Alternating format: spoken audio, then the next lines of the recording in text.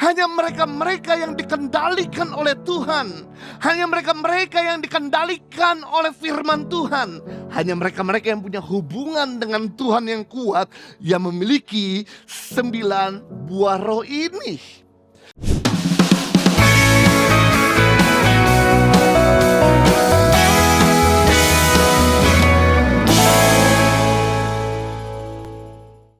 Pada pagi hari ini kalau Anda suka dengan sebuah judul khotbah, saya mau sampaikan dengan tema buah roh sukacita. Jadi buah roh ini dibagi 3 segmen atau 3 klaster.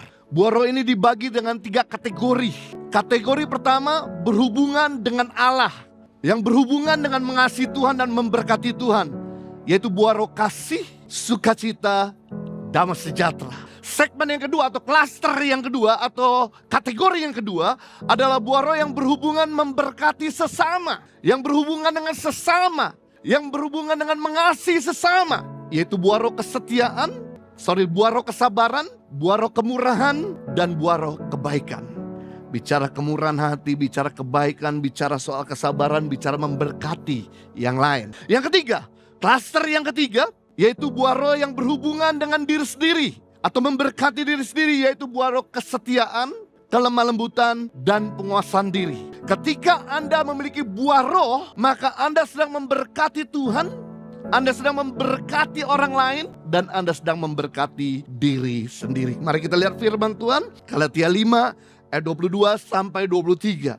Tetapi buah roh ialah kasih, sukacita, damai sejahtera, kesabaran, kemurahan, kebaikan, kesetiaan, kelemah lembutan, penguasaan diri. Saya senang di sini dikatakan tidak ada hukum yang menentang hal-hal itu.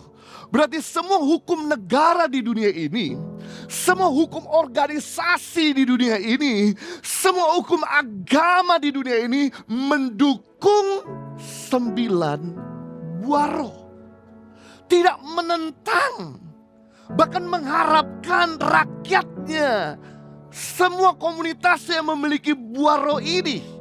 Nah, masalahnya adalah tidak semua orang bisa sanggup memiliki 9 buah roh ini.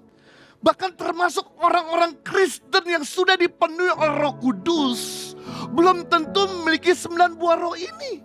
Hanya mereka-mereka yang dikendalikan oleh Tuhan, hanya mereka-mereka yang dikendalikan oleh firman Tuhan, hanya mereka-mereka yang punya hubungan dengan Tuhan yang kuat, yang memiliki 9 buah roh ini.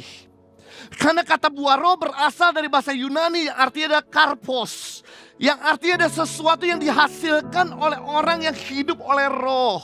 Buah roh gak dihasilkan dari pendidikan, dari pencapaian, dari banyaknya harta, tapi buah roh didapatkan ketika Anda punya hubungan dengan Tuhan. Ketika Anda mau dikendalikan oleh firman Tuhan. Nah, kita akan belajar saat ini, yaitu salah satu buah roh, sukacita. Sukacita berasal dari bahasa Yunani, artinya kara. Atau yang kita kenal dengan kata karisma.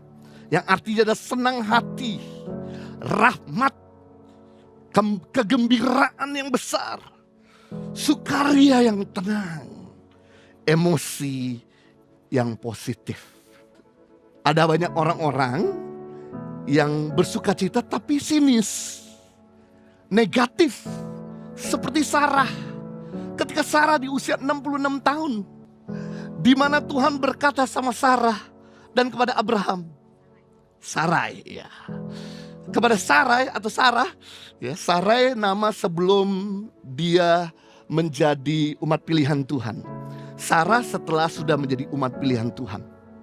Nah, ketika Tuhan ngomong sama Sarai dan Abraham, keturunanmu akan seperti bintang di langit dan pasir di lautan. Lalu kemudian Sarai berkata begini, aku ini udah usia 66 tahun, tahu gak Tuhan? Aku ini udah mati haid. Aku ini udah menopause. Mana mungkin aku bisa punya keturunan? Kamu ngomong belaka Tuhan. Sarah memberikan ekspresi yang negatif. sukacita yang negatif kepada Tuhan. Tapi Tuhan buktikan bahwa Dia Tuhan yang Maha Kuasa. 25 tahun kemudian, Sarah di usia yang ke-91 tahun, dia menggendong anak bernama Ishak. Saudara, jangan pernah punya ketawa yang negatif.